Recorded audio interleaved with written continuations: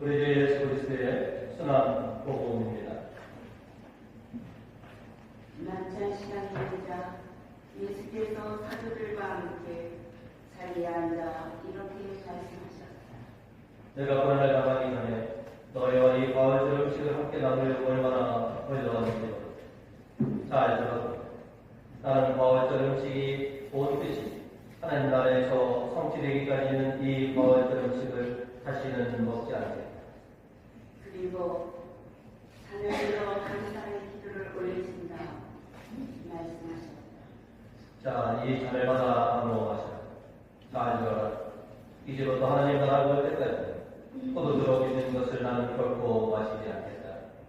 또 빵을 들어 감사 기도를 올리신 다음 그것을 떼어 제자들에게 주시며 말씀하셨다.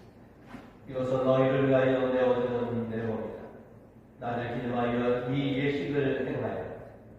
음식을 나눈 뒤에 또 그와 같이 잔을 들고 말씀하셨다.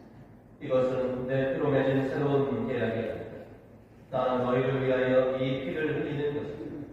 그런데 나를 제 손으로 잡아넘길 자가 지금 나와 함께 이식하게 하니 사람의 아들은 하나님께서 정하신 대로 하지만 사람의 아들을 잡아넘기는 그 사람은 화를 입을 것이다. 이 말씀을 듣고 제자들은 자기들 중에 그런 짓을 하려는 자가 도대체 누구일까 하고 서로 말하였다. 제자들 사이에서 누구를 제일 높게 볼 것이냐는 문제로 옥신각신하는 것을 보시고 예수께서 이렇게 말씀하셨다. 이 세상의 왕들은 강제로 백성을 다스린다.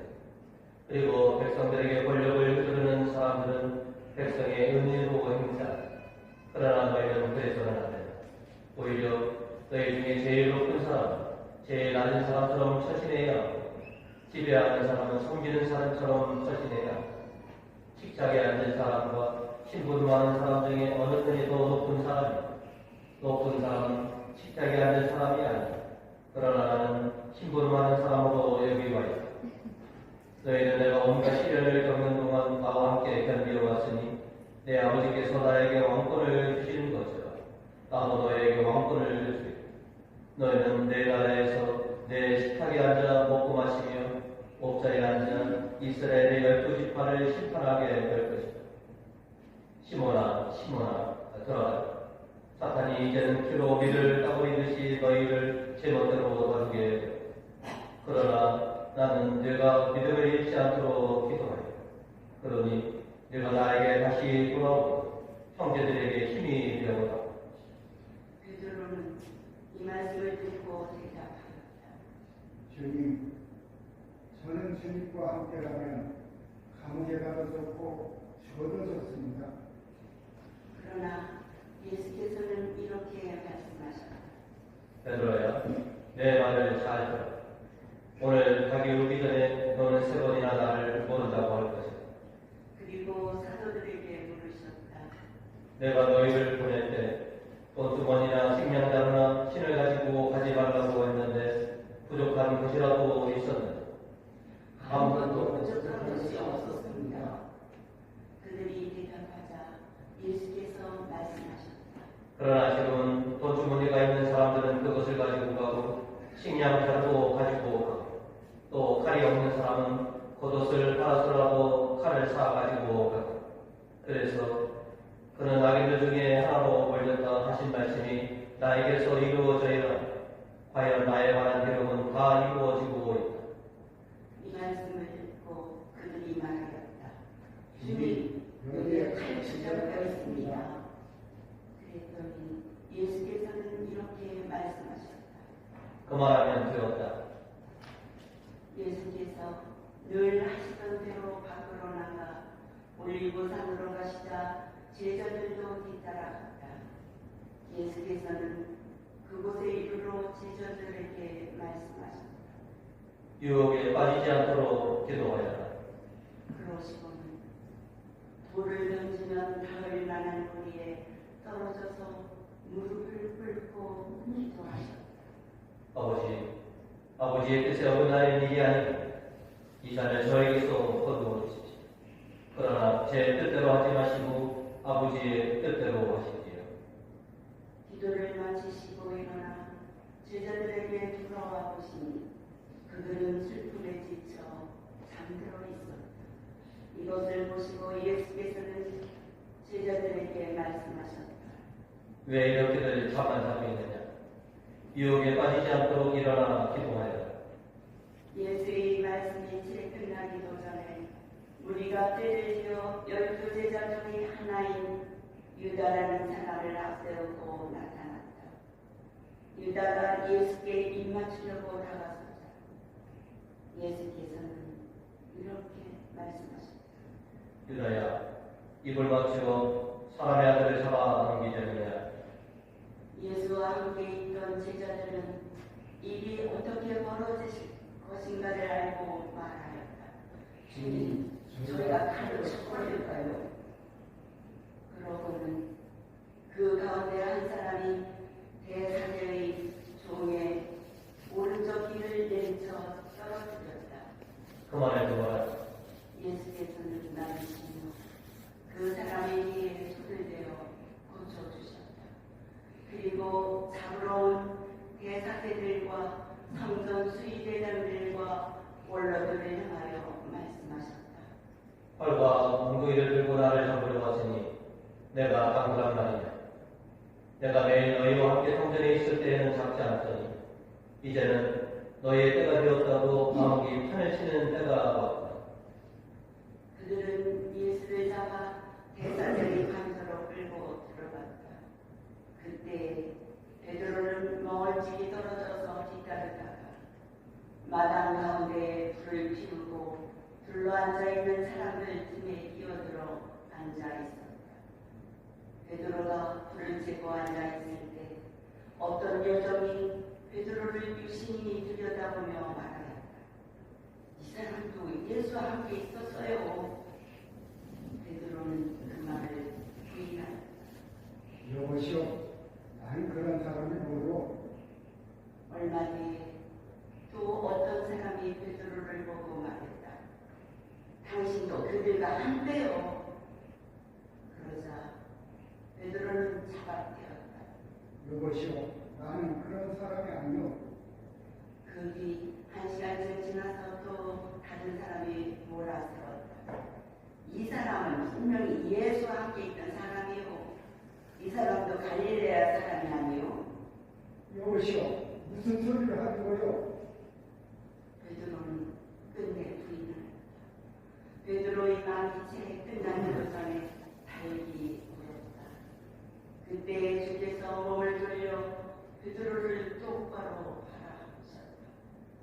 그제서야 베드로는 오늘 달기 울기 전에 나를 3번 모른다고 할 것이다 하신 주님의 말씀이 떠올라 밖으로 나가 슬피 울었다. 예수를 지키던 사람들은 예수를 조롱하고 때리며 눈을 감았다. 누가 때렸는지 알아봐서 줘라. 그러면서 계속해서 가진 요소를 다 부었다. 날이 밝자 백성의 원로들을 비롯하여 대사제들과 불법 학자들이 모여 걱정을 벌이고 예수를 끌어내어 신문을 시작하였다. 자, 말해봐라. 그대가 그리스도이냐? 예수께서는 이렇게 대답하셨다. 내가 그렇다고 말해도 너희는 믿지 않을 것이며 내가 물어보아도 너희는 대답하지 않을 것이다. 사람의 아들은 이제부터 전능하신 하나님의 오른편에 함께 될 것이다. 이 말씀을 듣고 그들은 모두 예수께 물었다. 그러면 그대가 하나님의 아들이란 말인가? 내가 하나님의 아들이라는 것을 너희가 말하였다. 예수께서 이렇게 대답하시다. 그들은 말하여 이제 무슨 증언이 필요하시겠습니까? 제 입으로 말하는 것을 우리가 직접 듣지 않았습니까? 그리고 나서 온 의회가 일어나 예수를 빌라도 앞에 끌고 가서 고발하기 시작합니다. 우리는 이 사람이 백성들에게 소란을 일으키도록 선동하며 카이사르에게 세금을 못 바치게 하고 자칭 그리스도요 왕이라고 하기에 붙잡아왔습니다. 빌라도가 예수께 물었다. 얘가 이단의 왕인가? 그것은 내 말이다. 예수께서 이렇게 대답하시자 빌라도는 대사대들과 군주를 향하여 선언하였다. 나는 이 사람에게서 아무런 잘못도 찾아낼 수 없다. 그러나 그들은 우겨댔다. 이 사람은 갈릴리에서 이곳에 이르기까지 온 미라 땅을 돌며 백성들에게 가르치면서 선동하고 있습니다. 이 말을 들은 빌라도는 이 사람이 갈릴레아 사람이냐고 묻고 예수가 헤로데의 관할 구역에 속한 것을 알고는 마침 그때 예루살렘에 와 있던 헤로데에게 예수를 넘겨주었다. 헤로데는 예수를 보고 매우 기뻐하였다. 오래전부터 예수의 소리를 듣고 한번 만나보고 싶었을 뿐만 아니라 예수가 행하는 기적을 한번 보고 싶었던 것이다. 그래서 헤로데는 이것저것 해물었지만 예수께서는 아무런 대답도 하시지 않았다. 그때 대사제들과 율법학자들도 거기에 있다가 예수를 악랄하게 고발하였다. 헤로데는 자기 경비 부정들과 함께 예수를 조롱하며 모욕을 준다. 화려한 옷을 입혀 빌라도에게 돌려보냈다. 헤로데와 빌라도가 전에는 서로 반복하고 지내지만 바로 그날 다정한 사이가 되었다. 빌라도는 대사대들과 지도자들과 백성들을 불러 모으고 이렇게 말하였다. 너희는 이 사람이 백성들을 선동한다고 끌고 왔지만 너희가 보는 앞에서 직접 신문을 했는데도 나는 너희의 고발을 뒷받침할 만한 아무런 죄상도 찾지 못하였다. 헤로데가 이 사람을 우리에게 돌려보낸 것을 보면 그도 아무런 죄를 찾지 못한 것이 아니냐. 보다시피 이 사람은 사형에 해당하는 일은 하나도 하지 않았다. 그래서 나는 이 사람을 내 집이다 해서 놓아줄 생각이다. 그러자 온 무리가 일제히 소리 질렀다. 그 사람을 죽이고 바라바를 놓아주시오. 바라바는 그 도시에서 폭동을 일으키고 살인까지 하여 감옥에 갇혀 있는 사람이었다. 빌라도는 예수를 놓아주고 싶어서 그들에게 다시 그 뜻을 밝혔으나 그들은 굽히지 않고 소리 질렀다. 십자가를 넘기고 십자가에 못 박으시오. 빌라도는 세 번째로 말하였다. 도대체 이 사람이 무슨 죄를 지었단 말이냐? 나는 이 사람에게서 사형에 처할 죄를 찾아내지 못하였다. 그러니 이 사람을 내 집이나 해서 놓아줄 생각이다. 그러나 무리들은 더욱 악을 써가며 예수를 십자가에 못 박아야 한다고 소리질렀다. 마침내 그들의 고함소리가 걷잡을 수 없게 되자 빌라도는 그들의 요구를 들어주겠다고 선언한다. 폭동과 살인죄로 감옥에 갇혀있던 바라바는 그들의 요구대로 놓아주고 예수는 그들 마음대로 하라고 넘겨주었다. 좀 들어보고 자리에서 일어나시기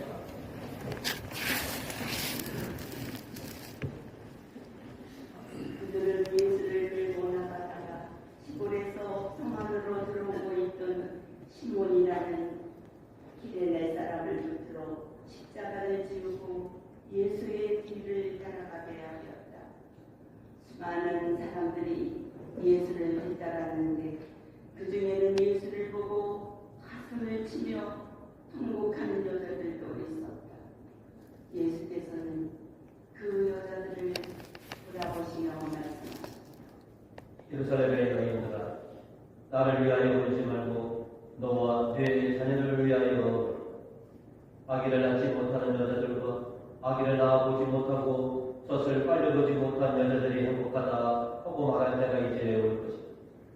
그때 사람들은 산을 보고 우리 위에 무너져 내려라 할 것이며 언덕을 보고 우리를 가져달라 할 것이다. 생나무가 이런 일을 당하거든 마른 나무야 오죽하겠느냐. 다른 제수 두 사람도 예수와 함께 사형장으로 끌려가고 있었다. 해골산이라는 곳에 이르러 사람들은 거기에서 예수를 십자가에 못 박았고 제수 두 사람도 십자가형에 정하여 좌우편에 한 사람씩 세워 놓았다. 예수께서는 이렇게 기원하셨다. 아버지, 저 사람들을 용서하여 주십시오. 그들은 자기가 하는 일을 모르고 있습니다. 예수를 십자가에 못 박은 자들은 주사위를 던져 예수의 옷을 나누어 가졌다. 사람들이 곁에 서서 쳐다보고 있는 동안 그들의 지도자들은 예수를 보고 조롱하였다. 이 사람이 남들을 살렸으니 정말 하느님께서 택하신 그리스도라면 어디 자기도 살려고 하지. 군인들도 또한 예수를 희롱하면서 가까이 가서 신 포도주를 권하며 빈정거렸다. 내가 유다인의 왕이라면 자신이나 살려보아라. 예수의 머리 위에는 이 사람은 유다인의 왕이라는 제목이 적혀 있었다. 예수와 함께 십자가에 달린 지수 중 한 사람도 예수를 모욕하면서 이렇게 말했다. 당신은 그리스도가 아니요 우리도 살리고 당신도 살리고 우리도 살려보시오. 그러나 다른 제수는 그를 꾸짖었다. 너도 저분과 같은 사형 선고를 받은 주제에 하느님 두렵지도 않느냐. 우리가 한 짓을 보아서 우리는 이런 거를 받아 나타났지만 저분이야 무슨 잘못이 있단 말이냐. 그러므로 예수께 예수님께서 왕이 되어 오실 때 저를 꼭 기억하여 주십시오. 예수께서는 이렇게 대답하셨다. 오늘 내가 정녕 나와 함께 낙원에 들어갈 것이다. 낮 12시쯤 되자 어둠이 온 땅을 덮어 오후 3시까지 계속되었다. 태양마저 빛을 잃었던 것이다. 그때 성전 휘장 한가운데가 찢어지며 주폭으로 가는 아버지, 제 영혼을 아버지 손에 맡깁니다. 예수께서는 큰 소리로 말씀하시고 숨을 거두시고 다리가 불편하신 분은 서시고요. 그렇지 않으신 분은 무릎을 꿇고 잠시 묵상하도록 하겠습니다.